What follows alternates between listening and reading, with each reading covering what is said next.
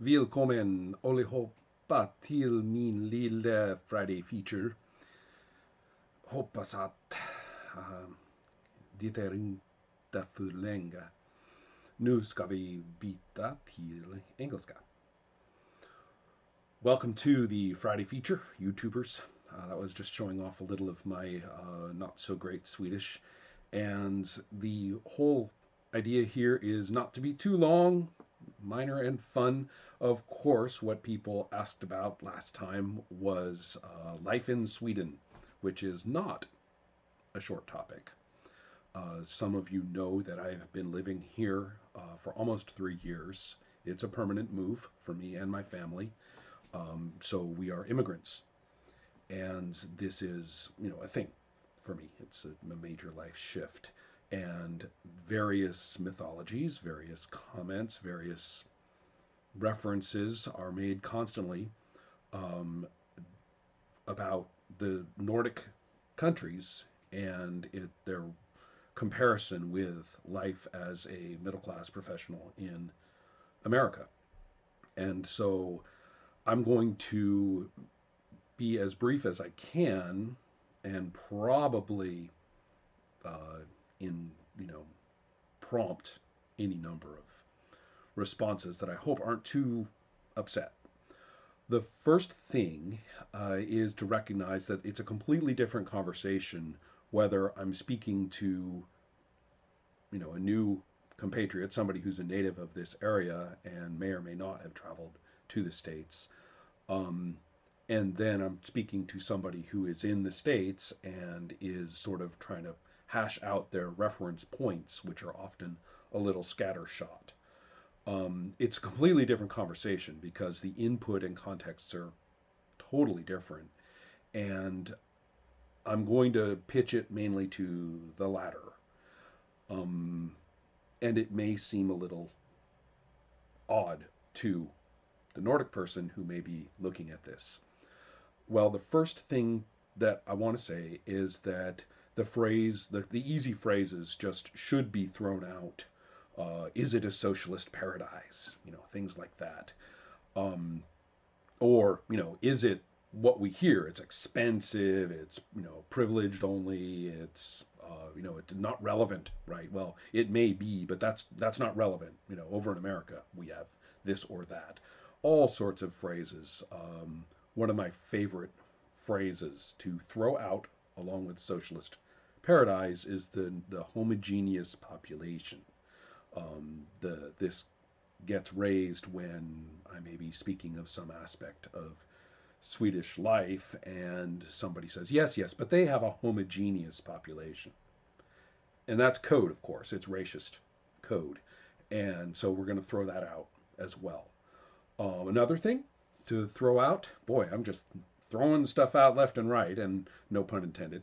And one of the things to throw out is the predilection for some of my pals to really care about the nuances and parsing of political terminology. So, is it social democracy or is it democratic socialism? And is it this? And can we just bag all of that, please?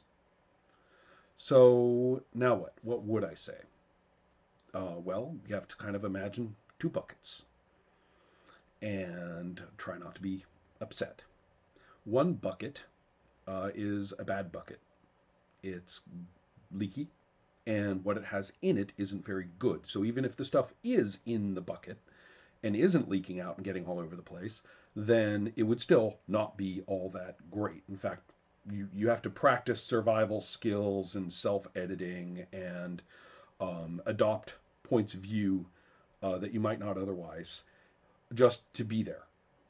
Just to stay healthy is tough because of the contents are not good for you intellectually, physically, in terms of pure risk of daily life. And so you're in a bad bucket, and the bucket doesn't work. Um, Now, what's kind of interesting is that in order to survive in the bucket, you have to in that one, you have to really buy into it. You have to say, well, I am here, and may have gained enough skills and enough kind of contingent tactics and have made decisions that have bounced me, through some risk factors, and so therefore I'm doing okay. Unless this happens, this happens, or this happens, I'll be okay. I mean, I can see the next, phase. I can navigate from here. I'm good at this. And at that point, you may well be saying, well, this bucket isn't that bad. It couldn't be, better somewhere else. I mean, this look, I can hack this. Um, and of course, in order to do that, you've built a network of alliances, of friendships, of activities, what you might think of as, your hobbies or your lifestyle, which, from my perspective, are more like coping mechanisms. But from inside there, there's lots of ways to say, we can do this. And you look around to your friends and say, can we make this a better bucket? We'll clean up this part of the bucket, or we'll patch that leak, or, we can get somewhere with this. It's responsible of us to work hard on, fixing our bucket. And from my perspective, no, there's no fixing that bucket, but your view may differ, clearly. So, but there you are. Now, hopping over to this other bucket, which bluntly, it freaking fucking works. All right. I mean, it's an actual bucket, and what's in it are working things and good things, things that are surprisingly, even surrealistically, nothing, nothing like what's in the other bucket. You're like, really? And it's so shocking, really, to encounter it. It's fine to read about it. It's fine to hear me say something about this. It sounds like a euphoric immigrant going, it's so amazing here. No, that's not really what I'm saying. There are brutally functional aspects of life that are almost not credible from an American point of view. That's not to say that everything in the bucket is awesome, or that there aren't all kinds of stressors and all kinds of things that either as an immigrant or as a native, they're not the same, um, will be aggravating. And so, yes, I mean, there are patches through my time here when I've actually hit, degrees of depression, but it's not the same kind of depression that is furious, just borderline violent that I experienced in the US. It's, you can bottom out, you can be overwhelmed, you can get to that point where you get this, another letter from this administrative office, and you're like, I can't even bear to open this. I'm going to sit, it's probably bad. I'll miss a deadline or miss an important call or I'll miss something I have to do, but I just can't open that for a week. That's going to have to sit there and I'm going to have to feel guilty enough that I'm going to have to open it. These kinds of, emotional bottom out moments um, are, it's part, I think, of immigrating somewhere and trying to take your life there very seriously, wondering whether this really was the right thing for your kid when they encounter some kind of problem with other kids at school. And you're going, wow, did I really mess up? And yet, all of those, when I look at the bucket and I look and I say, oh, wow, look at how many of these we actually navigated over the course of, these 2 years and 10 months and look what was available to help us navigate. Some of that requires a little pushing. To be very specific, I have found Nordic culture to be, understandably, perhaps, ethnocentrically complacent with how things are. So that when you have a problem as an immigrant, the it's so easy for someone to switch into, well, they're not Swedish. They're confused. They're basically, I mean, sort of basically confused. And so you get some patronizing and you don't really get help. Now that happens, but just um, as a tactical thing, you understand what you're coping with and you learn when to get assertive and when not to, if you're lucky. And so there are methods, and you suddenly realize that those aggravating things really were, one, smaller, two, did have mechanisms to cope, some of which are amazing when the school basically hires someone and assigns them to that specific bullying problem in response to your complaints. And you say, wait, you did what? That's what I mean by surrealism. You're suddenly going, that wasn't even in my universe of possible responses from the school. And then you would also have things that you really can learn to say, wow, that is an aspect of life here, and I have to cope. I have to, I'm going to change up how I do things. So all of those are so risk free in comparison to the experience of similar things in the States. So the issues are perhaps smaller. They are perhaps more manageable given, a little bit of immigrant adjustment, um, sort of adjustment on both sides, right? I'm not saying that you're just confused. There are things that you have to recognize about the native culture that you're like, okay, I'm running into that crap again. All right, this is how you deal with that. And then finally, the most important thing about the little difficulties and aggravations in the bucket is that the low risk.